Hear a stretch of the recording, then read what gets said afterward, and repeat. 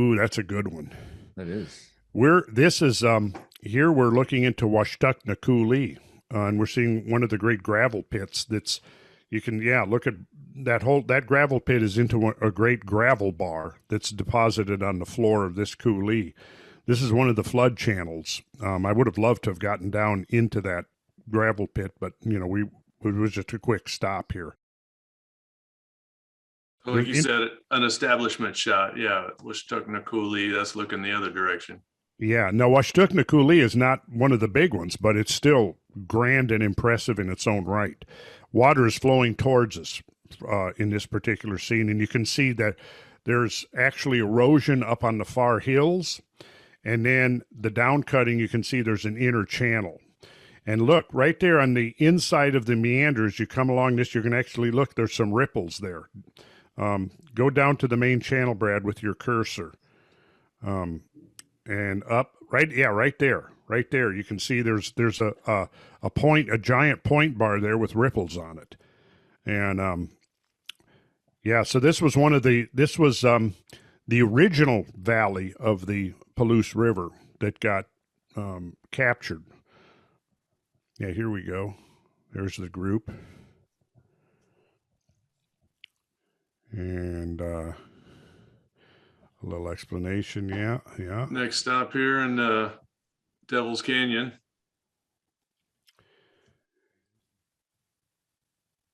Yeah, maybe you should show. Do you have a map handy, Brad, you can show? So I mentioned here, Devil's Canyon is it was formed, there was no Devil's Canyon prior to this flood, and it was all created. Estimates could be just in a matter of a few days. It's very much like a wind gap that you see in mountains, particularly in the northern Appalachians. But this is not the product of slow erosion. And when Brad's done with his share, I'll pull up a topo map so we can kind of get the picture of how this fits into the whole complex. But yeah, this was an impressive stop. All right, so yeah, we're on our first full day here, so we covered some impressive sites right away, like Palouse Falls. Oh yeah. And that was dry, right? Devil's Canyon, wasn't that carved as a single catastrophic outlet? Like there's no water in it now. It was literally one outlet flow that carved that entire canyon. Correct. Yeah. Correct. Amazing. We've got some drone footage of this. It's just amazing. Yeah, that's one of the ones I would have pulled up too. I stopped and flew from the top end of the canyon the next day afterward. Do you have your drone footage handy, Ben? Is that something you could pull up before the? I can pull it up. I think it's. I'd love to. I haven't seen that yet. I'd love to see that. Devil's Canyon. Yeah, Devil's Canyon. Yeah, here's Russ hanging on the edge of the cliff here. Oh yeah, it's my favorite spot, right at the edge. Yeah, I'm getting nervous just looking at that picture. Why don't you back up once, Brad? Back up, Brad. So here's the modern Palouse Falls, and I just want to call attention to the very typical alcove shape that's so that you see over and over and over again from these giant catastrophic water flows. And this entire landscape, if you look up here on the horizon, you'll see the type of scabland eroded outcrops of basalt. The water was up there originally and poured. This entire scene would have been underwater at the peak of the flood. And then as the floodwaters subsided, they cut this canyon here, this alcove, this horseshoe shape. Yeah. And I won't get into that now. We'll cover why that horseshoe shape. That's a good topic to cover in the Cosmographia podcast. But yeah, here we are.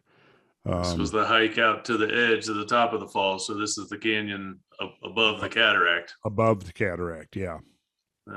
They suggested you do not swim. Apparently that's why. I didn't listen to that. You went swimming, Graham? Several people were in the water under the waterfalls. I mean, I kept it under the waterfall, so I think it should have been okay. It was moving pretty fast. Uh-huh. Oh, look at, So that's that narrow leaning castle wall there. Yeah, that's like just the last remnant. Had the water continued even for another, hour, a couple hours, that thing would have been gone. And that Go thing back. it looks small from way up at the visitor center area, but when you get down to it, it's actually pretty big. It's Yeah. sizable. Oh yeah, it's about 50 feet tall. Yeah.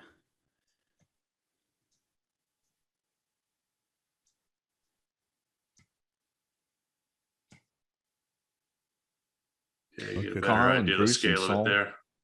Yeah. Wow. Yeah, Soul hiked all the way over there. I was proud of Yeah, him. we were proud of him. Yeah. It was All Billy. right. Yeah. Getting back out of the channel. Last stop Steptoe, of the day. Yep, Steptoe Butte. Steptoe Butte. which is a volcanic mountain that was basically stood above the floodwaters that came through. Rolling Palouse.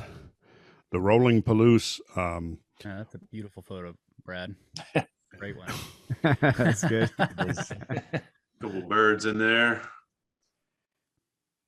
Dave. Yeah, this Hell yeah, radio. hell yeah. I filmed the whole sunset on the drone. I think a lot of people were filming it. Yeah, that was Beautiful spot. for yeah, sunset. incredible spot. I never get over the view, the vista from Steptoe Butte. I mean, you're just look at that.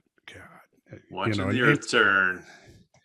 and looking at these photos, like people have said over and over and over again. Well, we've looked at a lot of photos, but now that we're seeing it firsthand, you just can't even imagine.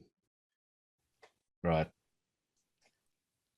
Well, and there's Milo and Casey. So we Casey. need to point out that they just released a video on their Ancient Presence Sanctum. channel today. Ancient presence. What's up, Yeah. dudes? Half Yeah. hour long. Yeah, they got a lot of great drone images and video, and done some graphics, and they wrote up a narration, and it's a good overview of the story and our tour. Yeah. This is Milo and Casey over here. Yeah. So we had several filmmakers with us. Yeah. Ancient presence. They do great work. So you guys are interested in Absolutely. any topics like my stuff too. They cover a lot of the Egypt stuff as well. They do great work over there. Yeah, they've been traveling the world somehow and getting all kinds of footage and putting them into nice short documentaries. They've jumped up. Their subscribers are up to 15,000 just like in the last month since the trip. That's cool. All right, this is the next day. So all that was for day one. Now we're day two down in Moses Coulee. Mm. You got that Devil's Canyon? I do. Ben? Yep. Yeah. Let me drop out of here and let you take that. All righty. Figure this thing out. There you go. There we go. Let me fire this up. So it's video over here. You guys can see this. Yep. Yeah. There we Yeah. go. So I'll let it play. It might be a little jerky, but it's just that spectacular view of Devil's Canyon from way up in the air, looking down it. And again, this is sort of looking, I think, north, up the Yeah, I canyon. was gonna say we're at the southern end there. Yeah, this is filmed from May, so it's a little greener. Yep, I was gonna say that's right the on May there. trip. There you go. Sorry. Yeah, and then I think it connects. This is where it carved from the top of the Coulee at the top, and it's this outflow carved all the way down to, I think this is the Snake River. Yeah, Correct. that's a at the snake. South. Yeah. Yeah, you just pick out our vans there down by those stones by the road. Yeah, we're just right down here. Yep. But it's a spectacular drive that when you roll through here, just all carved from pretty much that one event. And it's Right as down the we middle said, of it. It's dry right now, so there's no water in it. Like, it's literally just an outflow, Yeah, there's not even a creek. right? Yeah. I think we have let me skip forward a bit here and us cruising in. And there's three of them very similar. This is the biggest one, but there's one almost as big, but it doesn't have the road down through it. So I tried to find it, but you get into some private property, but I did get a drone flight over there also. And then here in this one, you can see the terracets on the hillsides, which I'm still trying to figure out the best explanation for those things. But if I had to, if I was forced to give an explanation, I would think that after the floods, the saturated hills tended to slump, and these may have been at one time more parallel type strand lines. but I don't know. You can see these terracets. We see these terracets on the southern Appalachians. Right. It's not ants marching. Yeah. It was the Yeah. Pleistocene squirrels. Those were their migration patterns. We figured Yeah. this out on the trip. Oh, oh, okay. Well, that solves that mystery. Yep, it's done. A fantastic imagination, Van. Well, I'm going to just jump real quick to a screen, so people can see a map Sure. of what we were just looking at. So I'll do share screen, share. Okay, let's see. Yeah. Okay. Coming up on an hour and a half. Okay. There's Whatever Devil's. that means. Whatever that means. Look at there, Devil's Bench.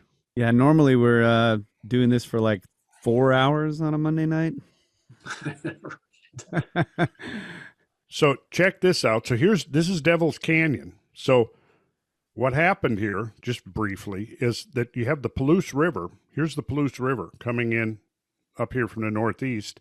And the original valley of the Palouse River came right down here, past Calotas, and down here. And then if you kept following it, it would float into the Columbia, somewhere down here. But the original valley is completely buried under massive amounts of sediment. So it's hard to say, once it came clear of these hills here, where it actually intersected the Columbia.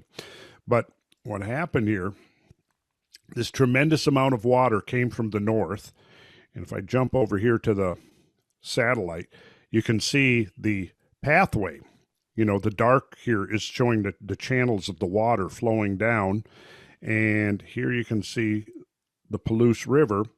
And it went down here, and here's 263 that goes down through Devil's Canyon right here. Well, there was so much water flowing from the north that it completely overwhelmed the river that was flowing in this valley, and it flowed over this divide of hills here that separated the Palouse from the Snake River. So that water pouring over these hills began downcutting, and so it downcut the Devil's Canyon. It also downcut what is now Palouse Canyon and Palouse Falls. This is where we were just looking at the falls there, right? And when the flood was over, the river had been captured from its original route down this way and made this sharp right angle turn here and flowed right down to the Snake River. Now, to reiterate what happened, well, the water flowed over these hills, and it found a zone of weakness, and then immediately began to incise this canyon. Once the floods were over, this canyon is now deeper. The floor of this has been actually lifted up because of mounds of sediment in there that acted as a dam, and so here you have the modern Palouse being completely captured from its old route. And this is now what's called Washtuna Coulee. So where we made stops along there, where we were at that overlook looking down at the gravel pit, that's in this coulee right here. Let me go back to the terrain map, and you can see right in here. And so here comes the modern Palouse River. And was this the other one you were talking about, Brad? This one that's on private property? Yeah. Yeah. So yeah, that would have been a spillover as well. Now notice this, that there's a cataract at the head of this. Right. So this would would be the road goes right by there. So I stopped Yeah. in that little hook in the road. I see, but it's on private property. You couldn't Correct. get in, or what happened? Well, yeah, both ends. I see the road coming in from the lower end too. I went out there and did go through the fence another mile or two and fly from down there. But Okay. yeah, it says no trespassing on both ends. Well, you can this is an interesting lesson here, because this is a shorter, this is let's say a truncated version of this. Now, if the floodwaters had continued to pour over, this cataract here would have continued to recede up until it breached all the way through, like this one does, you see, but it didn't. The floodwaters ceased before this receding channel here could go all the way through the hills. And over here, again, the same thing happened. It breached all the way up, but because it was upriver from Devil's Canyon, It was the one in the best position to capture the Palouse River and divert it to the south. And now, and we've got some other. Look at this. Look at these. And look at here again. Once again, you got a lake. So many of these lakes that you see in the pathway of these floodwaters are occupying these scoured out basins and troughs that were left as fossil features of the floods. So we'll stop there. All right, And- fantastic.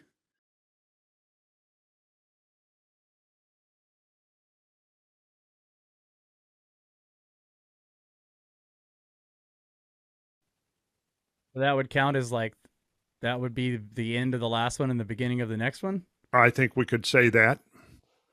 But I don't think it's quite that simple. Yeah, I was wondering also if it was like a midpoint. We're in the second half. Well, maybe it is a midpoint, but whether it's midpoint, whether it's the beginning and end, I think that it's clearly a hinge point. Yeah, It's, okay. there was such a major shift there, and it does fit just precisely the Great Year model. So, I mean, that would be the tie-in that we'd want to emphasize to people that, yeah, we're looking at a model here of these inflection points within global history, but it's not just some, academic matter of interest.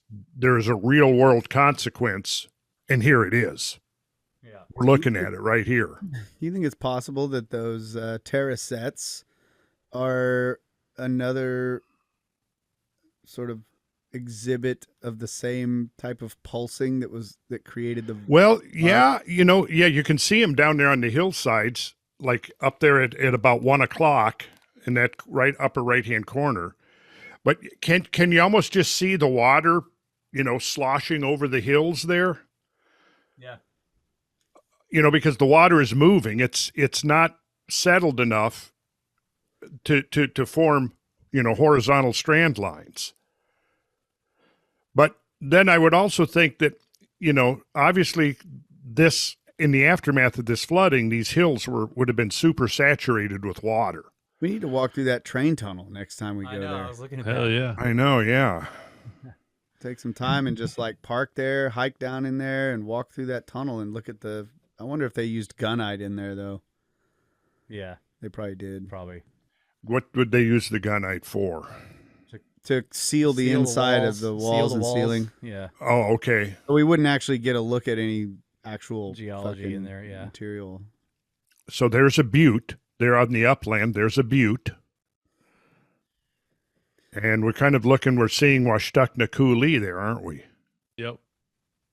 Yeah. So look, I mean, I don't think there's any lack of material concerning the floodlands and the younger Dryas and all that. That's not the point. To me, the point is expanding the audience. Yeah, I get that. So that's why I'm amenable to whatever. But I mean, we do need at some point, we need to get into this. Oh, absolutely. Yeah. And make, that's why I was going along on this on this line of thought, is that how to tie Reference what we've been back- talking about before. Like, we're not just like, here's this, and then here's this other chunk of stuff, and the two are not somehow intimately related, because they are. Right. So if we just emphasize that point, I don't see any problem at all. Especially, if we start going over the Great Year stuff, that whole 12,900 date is going to come up. I like how Brad videos all the way to the ground. Let's just leave it running. Leave it running.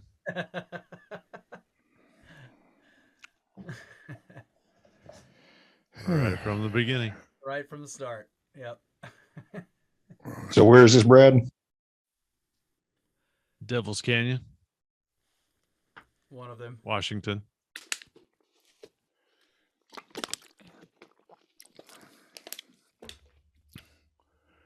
Devil apparently owns a lot of property in the United States, Mike. Yeah. He's- For He's sure. got canyons and gulches and ridges and mountains and Lakes and all lakes kinds of stuff. and channels and buttes and just, oh, yeah. the dude owns a lot of shit out here. Dude. But you know what? Government property. I've noticed that Black rock? I think a clear majority of these various things that are named after the devil actually do have connections with catastrophic events and causes and things. Yeah, yeah. You know, Yeah, and Devil's also Lake maybe and something What? like fall, some kind of fall from heaven. Yeah. You know, maybe. Yeah. yeah. Satan falls from heaven. That's right. right. Takes a third of the angels with him. It's destroying the world. Just a big, just yeah. nails a whole hemisphere. Yeah. Well, Now, okay. Randall, I have a question. Now, we're obviously seeing a flood cut trench here, but am I mistaken in thinking that basically, when I look at the Scablands and the whole landscape over there, what I see is a massive sheet flood. Just I don't know how many feet deep, but I look at the contours and the sediment that the loess, and what I see is a massive sheet flood that wound up carving these trenches. Am I wrong? I never thought of that. Wow. Oh, come on now. I'm just humor me. Okay. And how deep would that sheet flood have been? I mean, we've looked at all the channels and stuff, but if you were paying attention, Mike, you would know that I've repeatedly talked about how the entire basalt plateau was pretty much submerged for a short period of time. We've been up on top of Steptoe Butte and looked out over the rolling Palouse, and I've described how there was a huge sheet flood moving across the rolling Palouse, shaping and creating those whole we've been on top of the breach, the Coulee there, the potholes. No, where all the water came through and breached down at the bottom of the Scablands. Oh yeah, at Wallula Gap. Wallula Gap, yeah. Although I would not see this Devil's Canyon, I would describe as clearly a breach. Yeah, Wallula Gap was already there. The difference is I think that because of the amount of water, Wallula Gap was deepened and enlarged significantly by the flows that came through there. And I think that the indicator of what the previous level of the Wallula Gap floor at the sill was the Two Sisters. The top of the Two Sisters are a remnant of the bedrock that formed the sill prior to the floods. Right. Does that make sense, Kyle?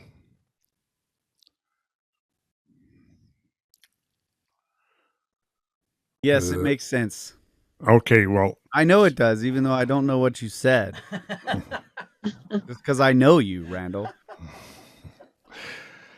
Well, okay. It's just that when I look at this landscape, it looks to me like the bottom of the bottom of a sea that went dry. Well, yeah. So if you look here, Mike, look here, you've got Scabland, and then right on the horizon, you've got remnant Palouse, loess, which is 200 feet thick, right? And if you look at this is scoured where the loess has been washed away. But then if you look at the top of the loess itself, it's been shaped by the water flowing over it. So, I mean, I think you're right. I mean, the whole landscape here was submerged under a sheet flood. And then the sheet flood became focused along certain zones. And once it did that, it quickly accelerated the erosion and reached bedrock.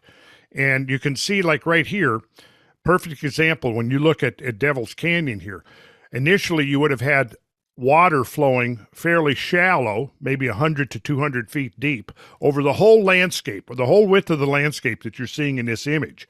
Well, once Devil's Canyon was cut, Devil's Canyon most likely then captured most or all of that water. Right. You see? And then, So of course, this is the one between Devil's Canyon and Palouse Canyon. This is the one that, I was wondering about on the that. private property there. Yeah, there's a road not going down it. Interesting. All right. But see that leads me back to the question I asked some weeks ago about Lake Missoula. looking at the entirety of the Scablands, and if you're looking basically at a sheet flood that was several hundred feet deep, that's way more water than would have been in Lake Missoula. Well, duh. Yeah, that's what I've been, But harping on for like 25 years now. Exactly. I know, and I know. I'm just underscoring your point. Well, thank you. And I'm glad. No, actually, I like hearing you say that because that's significant. What you just said. It's an important question to ask, or at least a question that I don't think has been resolved. I totally agree with you that yes, there's more water here than could be provided simply by Lake Missoula discharging from one source up by and especially that narrow passageway through the ice dam and the Clark River. That's just yes. So we should mention though the talk a little bit about the tours. Of course, we don't need to. We'll have plenty of opportunity to talk about that. Darren's been telegramming today that there's only 7 spots left for Montana. Oh, really? Wow.